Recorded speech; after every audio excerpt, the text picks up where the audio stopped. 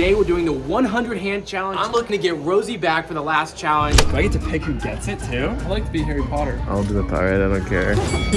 We have exactly 100 hands of poker to play. And this is not just any 100 hands. It's gonna be a fun challenge, a lot of twists and turns. If you don't do the challenge on the hand number, you lose $100 off your profit. This is total profit by the end of the video, so you need the highest profit to it. He makes a good point.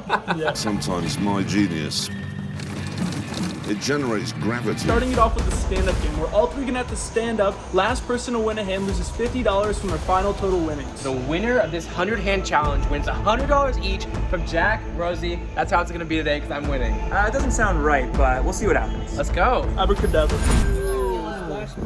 Is that a magic trick? That's the spell and make it go back. He's fine. He can use his wand to stack it all back up for him. We're hand number 1 of the stand-up challenge, and now it's time to pick up a monster.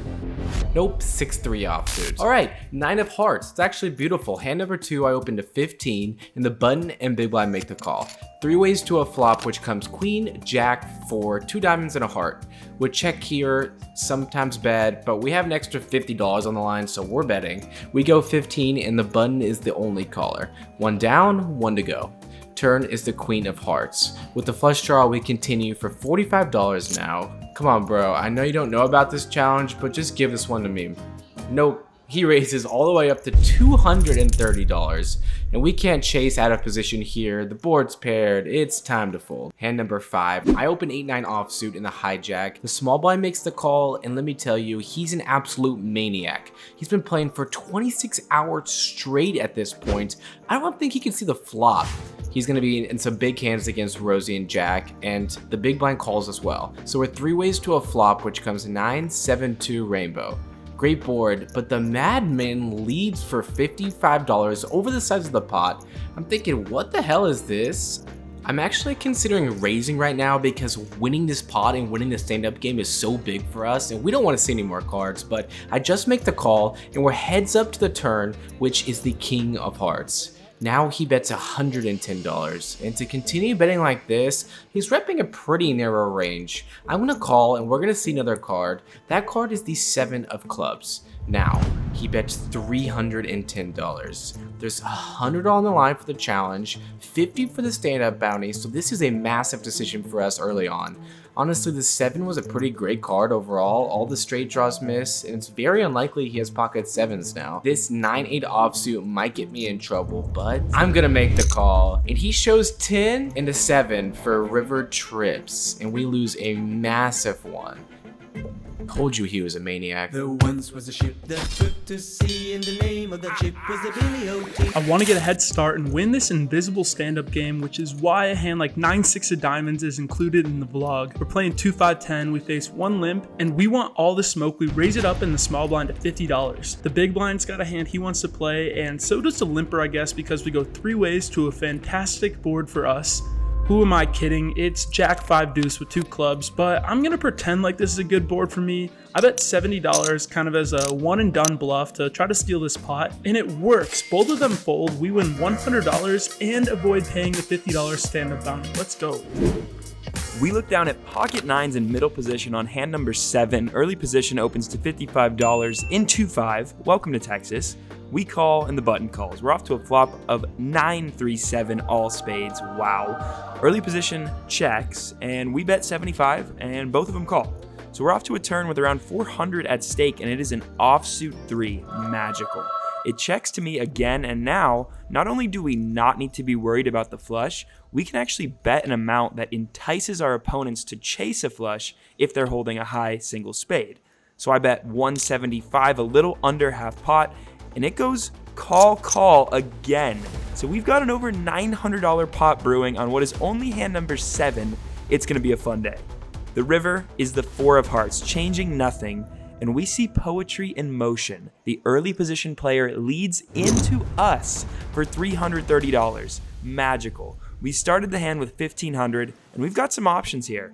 Option 1 is actually to try and rope the button in. If he has a flush and we call, he will likely call, getting us another $330. Option 2 is to raise to an amount that will get the early position player to call. The button will likely fold to my raise, but because I think that this raise amount will be more than the 330 we'd get from the button, let's go with option 2. I make it $800 with my mountain of reds. The button does fold and the early position player tanks before making the call. This pot becomes over $2,500. We show and we win. Let's go. We also secure safety in the stand-up game, and Frankie takes a $50 hit. Sorry, Beast.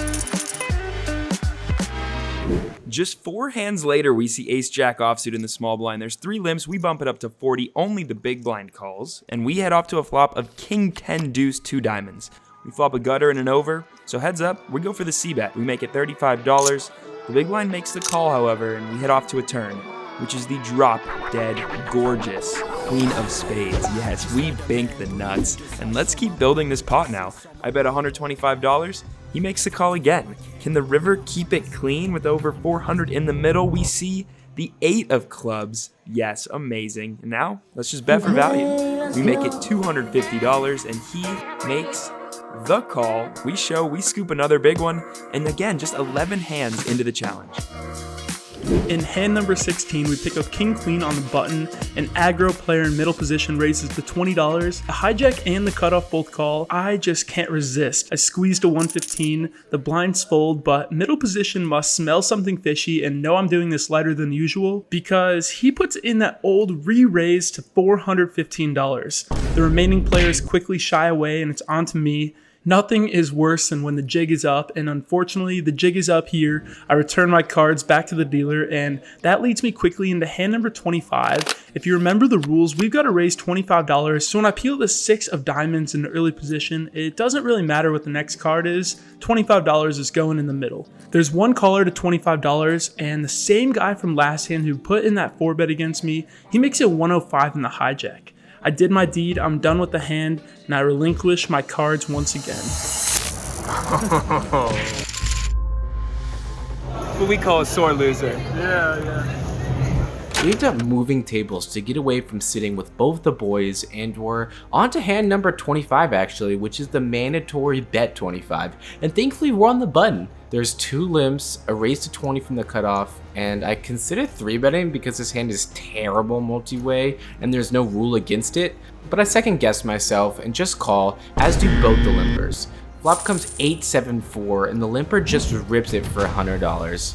I'm mad I'm even in the hand, and I'm definitely not trying to bluff catch and get even more mad, so I just make the fold. On to the next. Granted, I'm a little pissed and I look stupid as but Rosie and Jack's table is so good tonight, I have like no choice. This was the hand of the night for me. Pocket 10s in the small blind playing 2-5-10. Button opens up the action to $30. I re-raise to 105 and immediately wish I went bigger when the action player in the straddle calls. This gives the button a good price and he continues as well, so we're 3 ways to a 7-3-3 flop. Always a relief when the pocket 10s remain an overpair, and on this dry board, I think betting is going to be the best play. I make it 150, the straddler folds, but the button has other plans. He sticks around with the call. I'm shocked to see 10s remain an overpair when the 4 of spades peels off on the turn. Although we have a very strong hand, if my hands that are 2 overcards like ace king, ace queen want to check here, I think having some strong pairs in that mix is also a good strategy, and this gives the button some rope to bluff or potentially value bet a worse hand like 8s or 9s. Looking back, I think 10s might be a bit too vulnerable to check back, but anyways, that's what I did, and now the button bet's 275. We didn't check the fold, we're obviously going nowhere, I make the call. The river is a king. Kind of a brick in my opinion, although some hands he might have been bluffing with that flow to the flop might have just connected here. I don't know, maybe like king queen or king jack with a backdoor, but besides that, I'm not too worried. I stick with the plan and check, and we face the heat. The button assembles a stack and slides out a $425 hefty bet, which is almost exactly what I've got left in my stack. I'm still not buying the story that he has us beat though, especially because if he just binked a king, I would expect him to check back at least some portion of the time. What could he have here? Pocket 7s? There's 3 combos of that. 4-3 suited? Maybe, but still only 2 combos. All this talking is leading to what y'all probably expected by this point. I flick in the call and hear 2 glorious words, "You're good." He shows a 7-5 suited, creative bluff by this guy, but we sniffed it out and catch a full double up, baby. Almost halfway done with this challenge and we see pocket jacks. We're looking great so far, let's keep it up. We're in the big blind and a pretty active and intoxicated under the gun +2 opens to 25. Jack calls in the cutoff and the button calls. 25 will not be enough here, guys. I 3-bet to 175, targeting one caller, and it looks like we found the sweet spot as the under the gun +2 player calls and the others fold. Off to a flop heads up, which comes Queen 10-6 Rainbow. We do see that lovely card above a jack, but I believe a bet is still warranted versus the drunk active player type. I bet 125, and she does make the call. The turn is interesting. It's the Queen of Clubs pairing the top card. This makes it less likely that she is a queen, which is great. If she has a queen, pocket 10s or pocket 6s, so be it, but I think we can actually still be betting for value and protection versus this player type. So we bet $400 into around $650. She thinks about it and makes the call again. Oh boy. Rosie wins this pot right now. We are all done. Not saying I'm anti-sweating him, but I'm kind of anti-sweating him. This pot balloons to $1,450 as we head to a river, which is the 8 of spades. And now I think it's time to pump the brakes. It is tough to get 3 streets from worse, even against this player type, and betting will let her off the hook with her bluffs. So we check, and she fires out a bet of $475. This is less than a third of the pot, just screaming value. Why would she bet so small as a bluff? I mean, we said earlier in the hand, if she had trips or a boat, it's gonna be hats off to her. And I think we need to keep riding with that logic despite the value looking bet size. We're getting a great price. We're up against the perfect player type to call down with. So we make the call. The pot becomes 2,400 and she says, we are good. We show and scoop another massive one in this challenge. I top up to the maximum at the table, $1,500. That's my best chance to make up the most money, and we look down at ace queen of hearts. I'm not giving up on this challenge, boys. I raise to 25, cut off, and the big blind make the call. Flop comes king, king, 7, 2 hearts. I c-bet for $20 and just the big blind makes the call. The turn is the 4 of hearts and I continue betting for $45 now. In hindsight, I think I should go bigger because he snap calls. If the turn was our money card, the river was the trash compactor. It's an offsuit 7, double pairing the board. Now the big blind player leads out for $80. Sometimes it's just that type of day at the poker table. We stick in the side call. And he has pocket 3s. Still have a lot of work to do to catch up to Rosie. Okay, this is my hand number 50. We have momentum and we need that extra $100 badly. And we look down at pocket jacks. I opened at 15 and the hijack 3 bets to 60. We got an easy call. Flop comes king, 6, 5, 2 spades. Not a good flop, but maybe we could still win this hand. It goes check, check. And the turn is good. It's another king. Less likely he has ace king. I check and he checks it back. The river is an 8, and I go for value here against 10s and 9s since I'm gonna call a bet anyway, but I immediately just hate this bet. I call out his hand pretty quickly when he calls. Man, queens versus jacks on hand number 50 is just gross. This one stings. All right, now hand number 50, Rosie is absolutely steamrolling Frank and I. Winning this hand and adding an additional $100 to my winnings would be super clutch. Out of every single possible poker hand, we peel 7 deuce offsuit. I almost laugh out loud at how the poker gods love to mess with me, but nonetheless, we are still winning this hand at all costs. Flop is king 8-3. We were gonna bet any flop no matter what, and this is certainly no exception. I fire $40 and the limper sticks around with a call. All right, we're probably gonna fire a big turn barrel, and hell yes, an ace on the turn is just the card I was looking for. I continue for $100, and thank the Lord this guy folds his cards right away.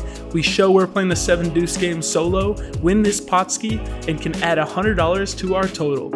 Hand number 63, and we see the ladies in the low jack. 2 people limp, we open it up to 35. The hijack 3 bets to 115. The cutoff cold calls 115, and the button cold calls 115. It folds back to us, and what an interesting spot. I think we've got a pretty nice 4-bet squeeze spot here. I don't want to call and take this hand 4 ways out of position. We started the hand with 1,700 effective with the hijack, so what size would you guys use? Would love to hear your thoughts below. I end up going with $500, and the hijack thinks about it and 5-bet shoves all in for $1,700. The cold collars fold and it's back to us, and this is disgusting. And just like that, our entire profit, our entire challenge is at risk here if we make this call. Do I want to put in another $1,200 here with what feels like ace-king best case scenario, kings or aces worst case scenario? Do we want to put that much money in to hope to be flipping? I don't know. What are you doing? I'm thinking out loud because it's maybe entertaining. I don't know. I just did that for camera purposes. I think about it for a while before making the fold, and our opponent shows ace king as he takes our $500. Nice hand. What are your guys' thoughts on just jamming 1,700 over the 115, 115, 115? Let me know. Our 69th hand, we need to V-pip and we're stoked to. We have ace-10 of spades. Good luck on these challenge hands. Straddle is on and there's one limp. I raised to $40 and only the straddle calls. Flop comes jack 6-5, 2 spades. I bet $80 and he calls. The turn pairs the board, it's the 6 of diamonds. This is a check always. It's a bad card for us and we beat draws with ace high, so no need to bluff. But sometimes when I'm stuck, I just keep putting chips in the middle. I bet $180 now and we get punished for it. Big blind check raises us to $1,300. A massive raise, and I genuinely think about calling because if I hit a spade, we actually might catch up to Rosie. What would you do? Could we be ahead even? It's such a massive jam though. I tank and I don't think people bluff enough here, but I just don't find enough bluffs in that tank that he'd be confident to shove $1,200 in the middle with and not raise the flop with, so I fold, and he shows the 3 of diamonds, ending a terrible day for me. If he had 4-3, then nice bluff, but it was probably a 6-3 offsuit. So lesson is, don't play tilted, ladies and gentlemen. All right, Rosie, I give up. You win. What? You win. So I guess I'll give this to Jack if he beats me. Peace. Bye. Rosie, you forgot this. Hey. Keep it. The hat's across the room. What we call a sore loser. We look down at 5-4 offsuit here and make a lovely fold. Wait, why is this hand in the vlog? Oh my, wait, does that say hand 69? Oh my god. Right to jail, right away. No. What number hand was that? What number hand was that? How much do you lose? 100? 200? No. Alright, Jack, the next hand is hand number 97. If I get a good hand, I'm going to be so pissed. A few moments later. They ask you how you are, you just have to say that you're fine. And you're not really fine, but you just can't get into it because... Our mandatory fold hand is the lovely 10-3 of diamonds, which we gladly send into the muck as this challenge is all but wrapped up. All right, well, I ended up winning about $900 on the session. Not bad, but not as good as this guy. Thank you, Jack. I won $2,200 today, plus these little bounties. It's been a good challenge weekend for me. Thank you guys for watching. If you enjoyed these challenges, leave a comment below. Let us know what you guys think. If you have any other ideas, we'd love to hear them as well. Yes, sir. Thanks for watching. Peace.